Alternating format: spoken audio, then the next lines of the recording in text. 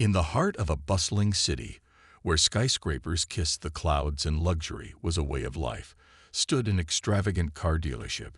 It wasn't just any ordinary showroom. It was a temple for automobile enthusiasts, housing some of the world's most expensive cars. Rows of gleaming Ferraris, Lamborghinis, and Rolls-Royces sparkled under perfectly placed lights, each vehicle a masterpiece on wheels. The dealership itself was worth over $1 billion, a crown jewel in the real estate empire of Marcus Thompson. Marcus, a self-made billionaire, had built his fortune from scratch. Starting as a small-time entrepreneur, he worked tirelessly to create a business empire that spanned multiple industries. Despite his immense wealth, Marcus remained humble and grounded. He believed in staying connected to the people who mattered, his employees and customers, and always made it a point to observe operations firsthand. That's why, on this particular day, he decided to visit one of his newest acquisitions, the luxurious car dealership. Dressed casually in a pair of faded jeans, a simple hoodie, and worn sneakers, Marcus stepped out of his modest sedan and parked outside the showroom. His casual attire was intentional. He wanted to blend in and see how his staff treated everyday customers without revealing his identity. As he walked toward the glass doors of the dealership, he couldn't help but notice the grandeur surrounding him. Polished marble floors reflected the sunlight streaming through the windows, and the air carried the faint scent of leather and polish. This place screamed exclusivity, but Marcus wondered if its staff lived up to the same standards. As soon as he entered, all eyes turned to him. Employees glanced at his outfit, their expressions ranging from curiosity to judgment. One young man, Greg, quickly approached him with a clipboard in hand. Greg was fresh-faced, eager to make a sale, but also quick to form opinions based on appearances. When he saw Marcus's sneakers, his smile faltered slightly. Still, he greeted Marcus with a polite yet forced tone. "Good afternoon, sir. Can I assist you with anything today?" Marcus nodded, keeping his expression neutral. "Yes, thank you. I'd like to take a look around. These cars are quite impressive." Greg hesitated for a moment before replying. "Of course. But just so you know, these vehicles are extremely exclusive. Some of them cost more than, well, most people's homes." His voice trailed off awkwardly, and his eyes flickered down to Marcus's shoes again. It was subtle, but the implication was clear. He didn't think Marcus belonged here. Marcus, however, wasn't fazed. He knew exactly what was happening. People often judged him by his appearance, especially when they didn't recognize him. Instead of reacting, he simply smiled and continued browsing. He moved slowly through the showroom, admiring the sleek designs and intricate details of the cars. Each step he took seemed to draw more attention, not because of his presence, but because of the silent whispers among the staff. One employee muttered loud enough for others to hear, "Why is he still here? He clearly can't afford anything." Another laughed nervously, while a few others exchanged skeptical glances. None of them realized that the man they were mocking owned not only the dealership but also the land it stood on. For now, Marcus kept his identity hidden, curious to see how far their assumptions would go. Little did they know, this visit would change everything, for better or worse. Greg's initial politeness began to wear thin as he followed Marcus around the showroom. At first, he had tried to maintain a professional demeanor, but his frustration grew with every passing minute. He couldn't understand why this man, dressed so casually and wearing scuffed sneakers, was taking up his time. In Greg's mind, Marcus didn't fit the profile of someone who could afford the cars on display. To him, Marcus looked like someone who had wandered in out of curiosity, or worse, to waste his time. As Marcus stopped near a gleaming red Ferrari, Greg decided to take matters into his own hands. "This model is one of our most popular," Greg said, gesturing toward the car with exaggerated enthusiasm. "It's incredibly fast, luxurious, and well priced accordingly." He paused for effect, letting the implication sink in. "But if you're looking for something more practical, we do have other options." Marcus turned to look at Greg, his expression unreadable. Practical, he repeated, raising an eyebrow. I'm not sure I'd call any of these cars practical. That's kind of the point, isn't it? Greg forced a laugh, though it came out sounding hollow. Right, of course. But some of these models are quite exclusive. They're really meant for serious buyers. His tone made it clear what he thought of Marcus's seriousness, or lack thereof. Despite Greg's dismissive attitude, Marcus remained unfazed. He continued asking thoughtful questions about the Ferrari's engine specifications, top speed, and custom features. His knowledge surprised Greg, but instead of acknowledging it, Greg grew even more irritated. How could this guy know so much about high-end cars if he wasn't actually going to buy one? At one point, Marcus bent down slightly to examine the car's rims more closely. Greg noticed the worn edges of his sneakers again and couldn't resist adding a snide comment.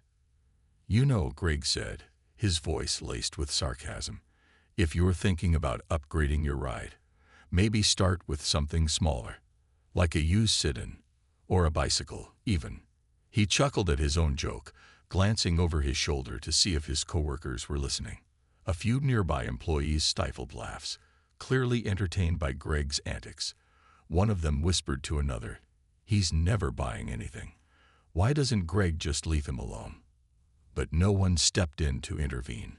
Instead, they watched the scene unfold with a mix of amusement and mild discomfort. Marcus straightened up slowly, meeting Greg's gaze. For a brief moment, there was a flicker of something in his eyes. Was it anger? Amusement? Greg couldn't tell.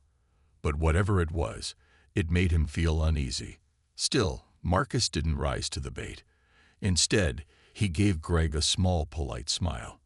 Actually, Marcus said calmly, I'm interested in seeing your rarest models. Do you offer private viewings? Greg blinked, caught off guard by the request. Private viewings were usually reserved for high-profile clients or those ready to make significant purchases. Surely, this man didn't qualify for either category. Yet, Marcus's confidence threw Greg off balance. Was he bluffing? Or did he genuinely think he could afford such extravagance? Feeling cornered, Greg hesitated before replying. But, sure, let me check with my manager. He quickly retreated, relieved to escape the awkward situation, even if only temporarily. As he walked away, he muttered under his breath, loud enough for Marcus to hear, guess we all can't afford shiny things. Marcus didn't respond immediately. Instead, he stood silently, watching Greg disappear behind a glass door leading to the office area. The corners of his mouth twitched slightly, hinting at a suppressed grin. He knew exactly what was happening here, and it amused him. These people had no idea who they were dealing with, and that realization only made the game more interesting. Meanwhile, Greg returned with Sarah, the senior manager, hoping she would handle the situation better than he had. But deep down, he couldn't shake the feeling that something was off about this customer. There was a quiet confidence about Marcus that didn't match his appearance, or Greg's assumptions. Whatever happened next, Greg realized, might teach him a lesson he wouldn't soon forget. When Sarah, the senior manager, arrived on the scene, she brought with her an air of authority that immediately commanded attention. Her perfectly tailored blazer and polished heels signaled professionalism, or so it seemed at first glance. Greg quickly briefed her in hushed tones, explaining how Marcus had been wasting time by asking detailed questions about cars he clearly couldn't afford. Sarah nodded along, her lips pressed into a thin smile as she prepared to step in and take control of the situation. Approaching Marcus with a practiced charm, Sarah extended her hand. Hello, I'm Sarah, the senior manager here. How can I assist you today? Her tone was warm but carried an undertone of impatience, as if she already knew what kind of customer he was. Marcus shook her hand firmly and introduced himself politely. Nice to meet you, Sarah. I've been enjoying looking around, but I'd like to see some of your rarest models. Perhaps something not on display. Sarah's eyebrows lifted slightly, caught off guard by his request. Rare models were reserved for VIP clients, people who came with referrals, hefty bank accounts, or both. She studied Marcus carefully, taking in his casual attire and those now infamous sneakers. A flicker of doubt crossed her face, but she masked it quickly with a rehearsed smile. "Well," she began, choosing her words carefully, "those vehicles are typically shown only to serious buyers. They're highly exclusive, you understand." The emphasis on serious wasn't lost on Marcus. He could practically hear the unspoken judgment behind her statement. Instead of reacting defensively, Marcus leaned in slightly, his curiosity piqued. "Exclusive? That sounds intriguing. What makes them so special compared to what's out here?" He gestured toward the rows of luxury cars surrounding them. Sarah hesitated for a moment before answering. "Well, these limited edition models often come with custom features, unique paint jobs, upgraded engines, even personalized interiors. Some are one-of-a-kind pieces crafted specifically for collectors." She spoke with pride, clearly passionate about the cars. But then, almost instinctively, her tone shifted. "However, they also carry price tags that reflect their exclusivity." Marcus nodded thoughtfully, pretending to consider her words. Then, without missing a beat, he asked, "How much would you say the most expensive car here costs?" Sarah glanced at Greg, who stood nearby, arms crossed and smirking. Clearly, he expected this question to stump Marcus. With a shrug, Sarah replied, "Our most valuable piece is a custom Bugatti Chiron, worth over $3 million. It's designed for true connoisseurs of speed and luxury." Marcus raised an eyebrow, feigning surprise. $3 million? That's quite the investment. Do you get many buyers interested in something like that? This time, Sarah chuckled softly, though it sounded more condescending than amused. "To be honest, not everyone who walks through our doors is ready for that level of commitment. Most people start with something more attainable." The implication hung heavily in the air. Attainable. The word struck Marcus as ironic, given that he owned not just the dealership but also the land beneath it. Still, he didn't let his amusement show. Instead, he tilted his head slightly, as if considering her advice. "You know," he said slowly, "I've always appreciated quality over quantity. If I find something I truly love, price isn't really a concern." Greg snorted quietly under his breath, earning a sharp glare from Sarah. Turning back to Marcus, she forced another smile. "Of course, we aim to cater to all kinds of buyers. But since private viewings require advance notice, perhaps we could schedule something for another day." Marcus paused, letting the silence stretch just long enough to make Sarah uncomfortable. Finally, he said, "Actually, I'd prefer to see them now. Time is valuable, after all." His voice was calm but firm, leaving no room for argument. Sarah exchanged a nervous look with Greg.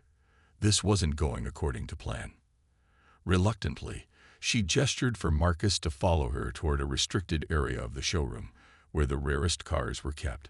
As they walked, Greg muttered sarcastically, "Guest dreams don't cost a thing, huh?" Marcus heard the comment but chose to ignore it. Instead, he focused on the opportunity ahead. Every interaction with these employees was revealing more about their biases and proving exactly why this visit was necessary.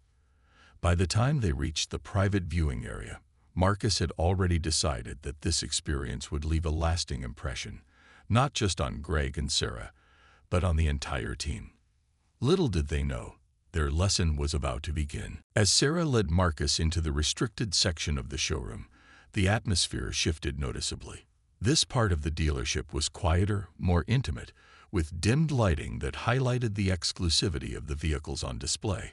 Each car seemed to tell a story of craftsmanship and prestige, from the sleek curves of a limited edition Lamborghini to the polished elegance of a custom Rolls-Royce Phantom. It was clear this space was reserved for elite clients, those who didn't need convincing about their ability to make a purchase. Sarah gestured toward a stunning Bugatti Chiron parked in the center of the room. Its carbon fiber body gleamed under soft spotlights, exuding an aura of power and sophistication. "This is one of our crown jewels," she explained, her tone shifting slightly as she spoke about the car. For a moment, her professionalism returned, and she sounded genuinely passionate. It's fully customized, with a top speed exceeding 250 miles per hour and a price tag to match its performance. Marcus circled the vehicle slowly, his eyes scanning every detail. He nodded appreciatively, asking insightful questions about its engineering and design. His knowledge surprised Sarah yet again, but instead of acknowledging it, she grew increasingly uneasy. There was something unsettling about how effortlessly Marcus navigated conversations about luxury cars, topics usually reserved for seasoned collectors or wealthy enthusiasts. After a few minutes, Marcus turned to face Sarah. "Impressive," he said simply, his tone measured. "But I'm curious. Are these rare models typically shown to anyone who asks? Or do you screen potential buyers first?" The question caught Sarah off guard. She hesitated, glancing at Greg, who lingered nearby, watching the exchange nervously. Finally, she replied, "We prioritize serious inquiries, of course. Our goal is to ensure that these vehicles go to owners who truly appreciate them." Marcus arched an eyebrow, detecting the veiled skepticism in her words. "Serious inquiries," he repeated thoughtfully. "And how exactly do you determine someone's level of seriousness?" Sarah faltered, unsure how to respond without sounding judgmental. After a brief pause, she offered a vague explanation. "Well, we look for indicators, things like past purchases, referrals, or even, well, appearances can sometimes give us clues." As soon as the words left her mouth, she regretted them. Her cheeks flushed, and she quickly added, "Not that appearances are everything, of course." Greg snickered quietly, earning another sharp glare from Sarah. But Marcus remained unfazed. Instead, he smiled faintly, as if filing away her comment for later. "Appearances, huh?" he said lightly. "Interesting perspective. Tell me, Sarah, have you ever met someone who defied those expectations?" Before she could answer, Marcus reached into his pocket and pulled out a slim leather wallet. From it, he extracted a business card embossed with gold lettering. Handing it to Sarah, he said, "Maybe this will help clarify things." Sarah took the card hesitantly, her eyes widening as she read the name printed on it. Marcus Thompson, CEO, Thompson Real Estate Group. Below his title was a single line that sent chills down her spine. Owner of this property and dealership. For a moment, silence filled the room. Greg, noticing Sarah's stunned expression, stepped closer to peek at the card. When he realized what it meant, his face drained of color. Both employees stood frozen, unable to process what had just happened. The man they had mocked, dismissed, and underestimated was not only a legitimate buyer, he was their boss. Marcus watched their reactions with quiet satisfaction. "I wanted to see how my staff interacts with customers," he explained calmly. "Unfortunately, what I've witnessed today has been disappointing.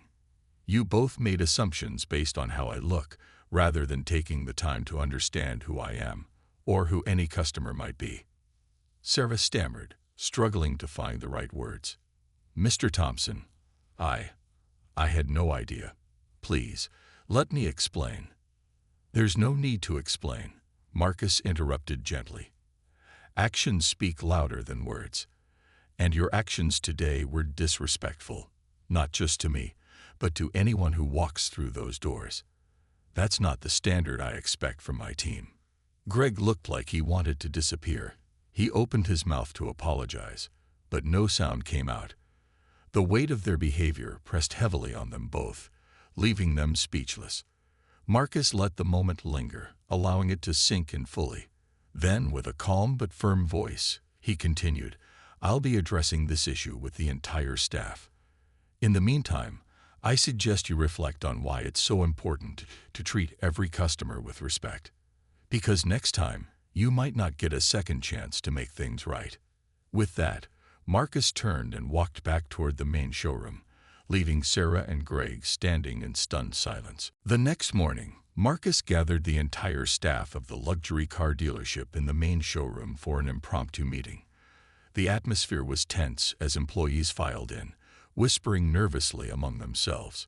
Word had spread quickly about what had happened the day before, how Greg and Sarah had insulted a customer only to discover he was their billionaire boss.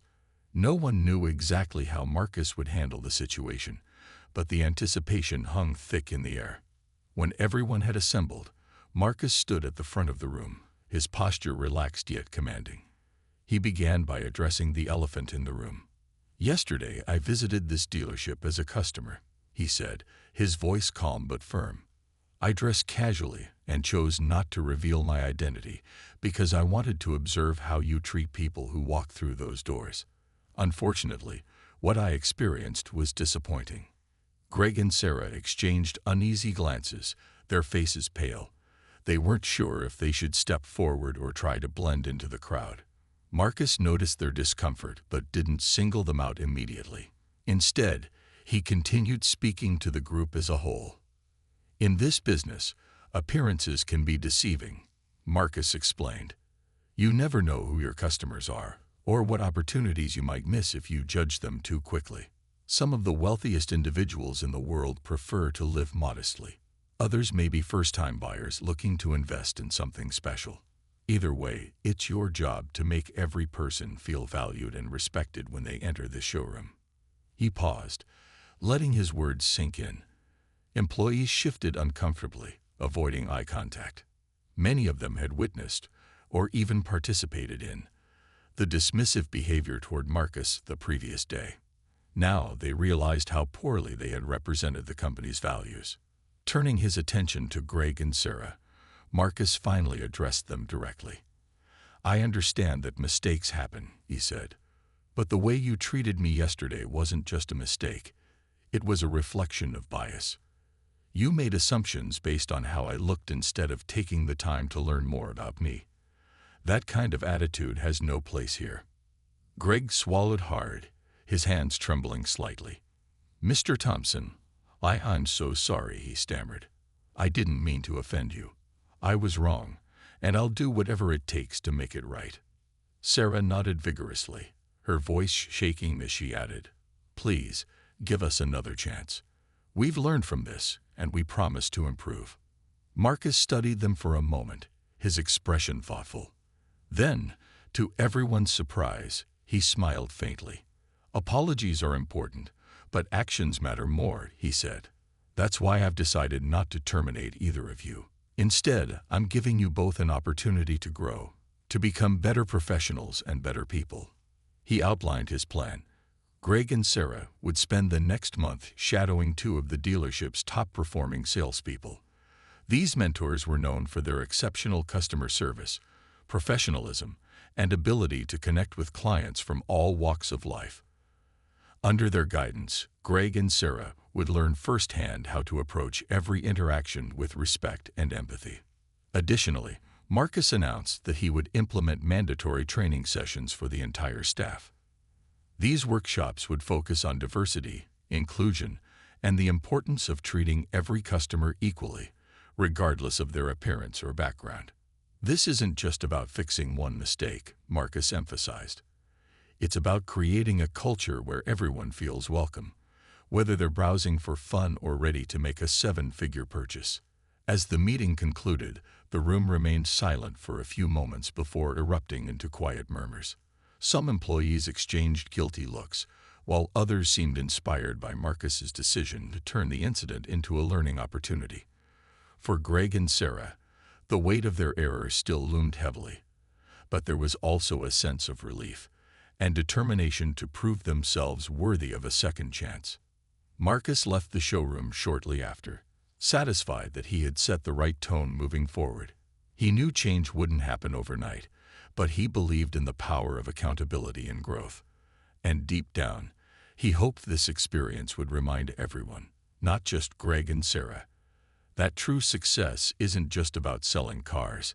It's about building relationships and earning trust, one customer at a time. Over the next few weeks, Greg and Sarah threw themselves into their training with a level of dedication that surprised even their mentors.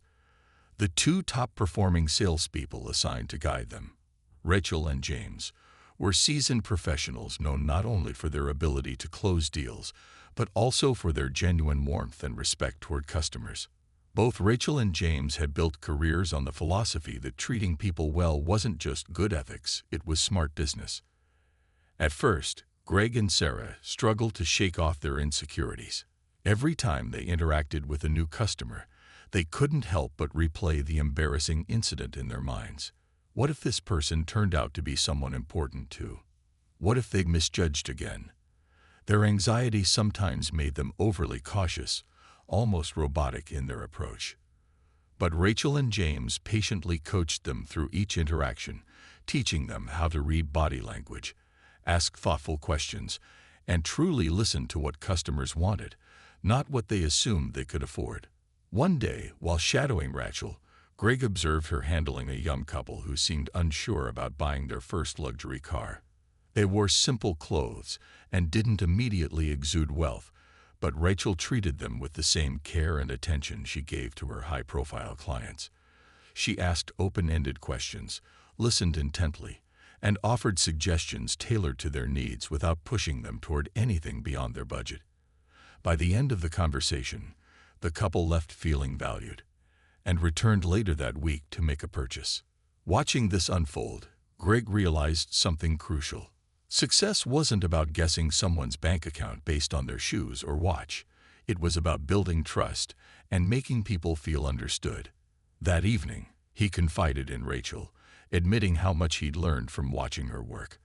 "I used to think selling cars was all about spotting the right kind of customer," he admitted. "But now I see it's about connecting with people, no matter who they are." Sarah, meanwhile, found herself inspired by James's storytelling skills. He had a knack for turning technical details about engines and horsepower into engaging narratives that resonated with customers. Whether he was speaking to a tech-savvy enthusiast or someone completely unfamiliar with cars, James adapted his language to match their interests. One afternoon, when a teenager accompanied his father to the dealership, James spent nearly an hour explaining the mechanics of a Lamborghini in a way that captivated both the boy and his dad. The family ended up purchasing a different model entirely, but they left glowing about their experience. Through these experiences, Sarah began to understand the importance of patience and adaptability. "It's not just about selling a product," she told James one evening after closing a sale. "It's about creating moments that people remember, for the right reasons." As the weeks went by, Greg and Sarah started gaining confidence. They practiced active listening, avoided snap judgments, and focused on delivering exceptional service to every customer, regardless of appearance. Slowly but surely, their colleagues noticed the change. Where once they had been sources of awkward tension within the team, Greg and Sarah now became examples of growth and improvement. Other employees began seeking their advice on handling difficult situations, eager to learn from their transformation. Marcus kept a close eye on their progress, occasionally dropping by unannounced to observe their interactions with customers. Each time, he saw noticeable improvements, not just in their sales numbers, but in the way they carried themselves. Smiles replaced smirks, curiosity replaced condescension, and humility replaced arrogance. By the end of the month, Greg and Sarah had earned praise not only from their mentors, but also from clients. Several customers mentioned in feedback forms how refreshing it was to deal with staff members who were respectful, knowledgeable, and genuinely interested in helping them find the perfect car. Marcus couldn't have been prouder. His decision to give them a second chance had paid off, not just for Greg and Sarah, but for the entire dealership.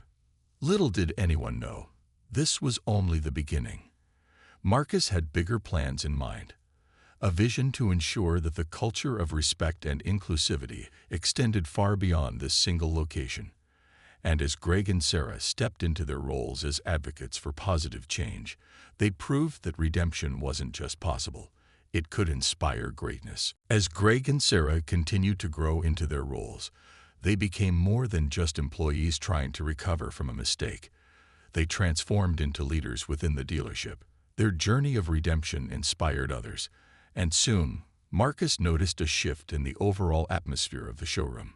Employees began holding themselves to higher standards, not because they feared punishment, but because they saw the tangible benefits of treating every customer with dignity and respect. To further reinforce this cultural change, Marcus introduced monthly team meetings where staff members could share stories of memorable customer interactions. These sessions weren't about boasting over sales figures. Instead, they focused on moments that highlighted kindness, creativity, or problem-solving. Greg and Sarah were often called upon to speak, sharing how their initial misstep had taught them invaluable lessons about empathy and professionalism.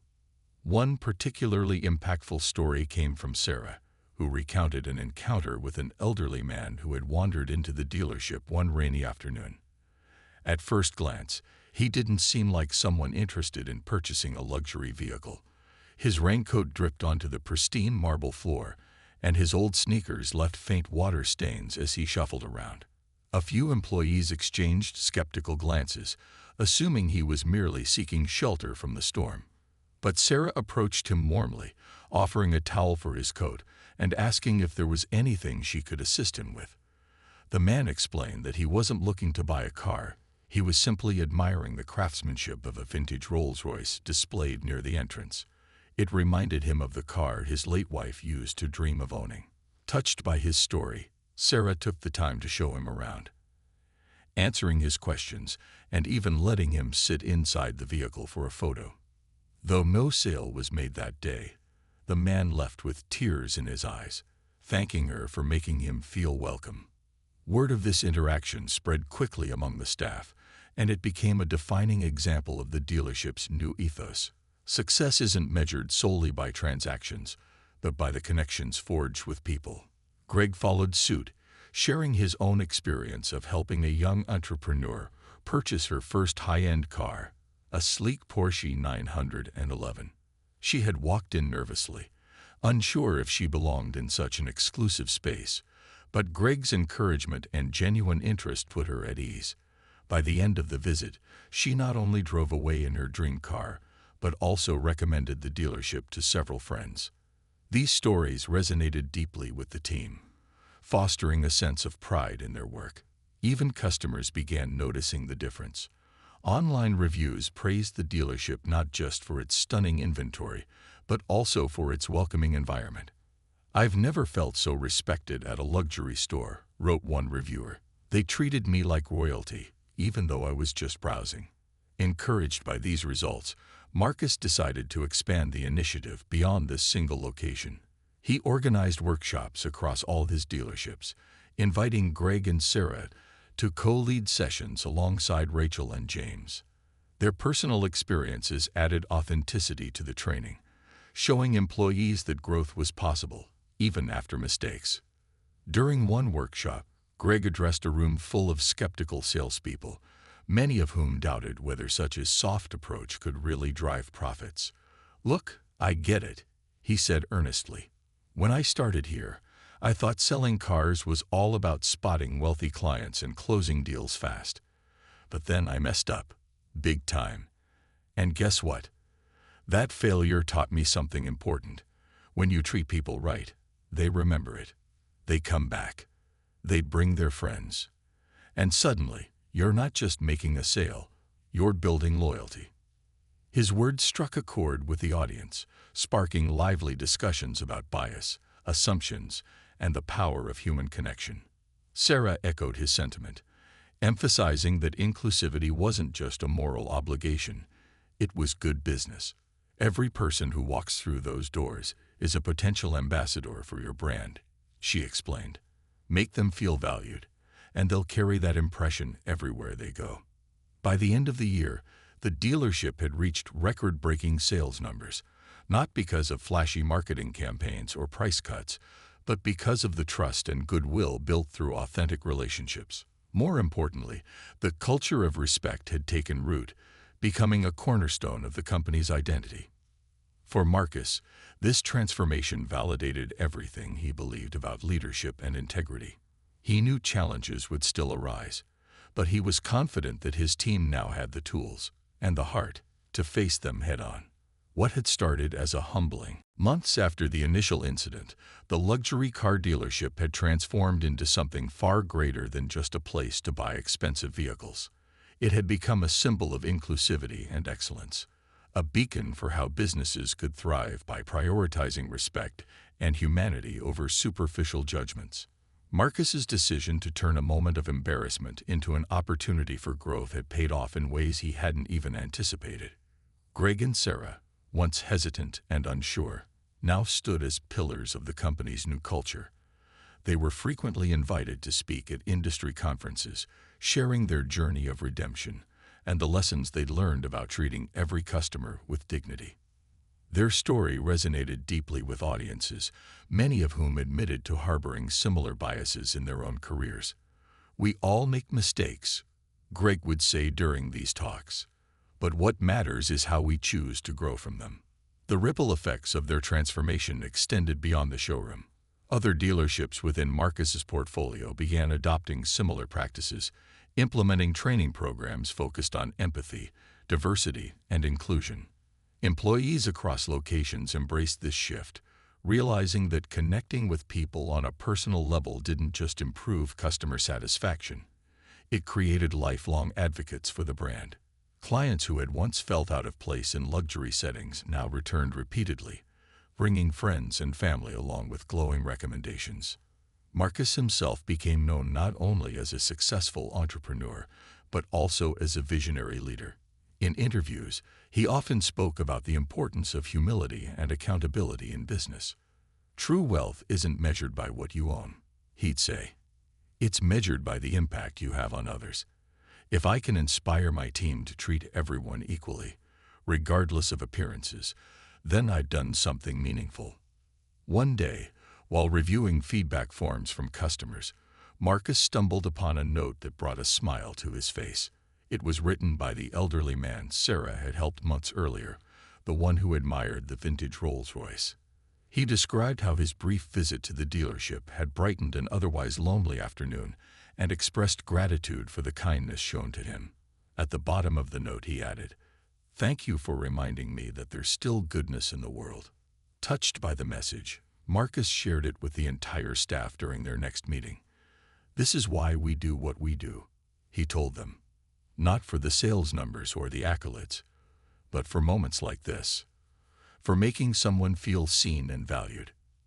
As the years passed, the dealership continued to flourish, earning awards for both its exceptional service and its commitment to fostering an inclusive environment.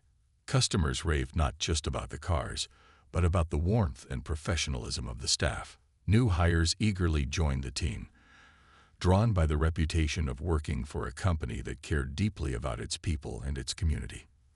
For Greg and Sarah, life took unexpected turns as well. Both were promoted to leadership roles within the organization, tasked with mentoring the next generation of employees. They approached their responsibilities with humility, always reminding newcomers of the importance of staying grounded and open-minded. When asked about their past mistake, they didn't shy away from discussing it. Instead, they framed it as a turning point, a catalyst for change that ultimately shaped their careers for the better. Marcus occasionally reflected on that fateful day when he walked into the showroom wearing sneakers and jeans. What started as a test of character ended up being a defining chapter in his legacy. By choosing grace over anger, he had inspired not only his employees, but countless others in the industry to rethink their approach to customer service. And whenever someone commented on his choice of footwear, whether worn sneakers or polished dress shoes, he simply smiled, knowing that true worth wasn't judged by outward appearances, but by the values one carried inside. The dealership, once a simple business venture, had evolved into something extraordinary, a testament to the power of respect, redemption, and second chances.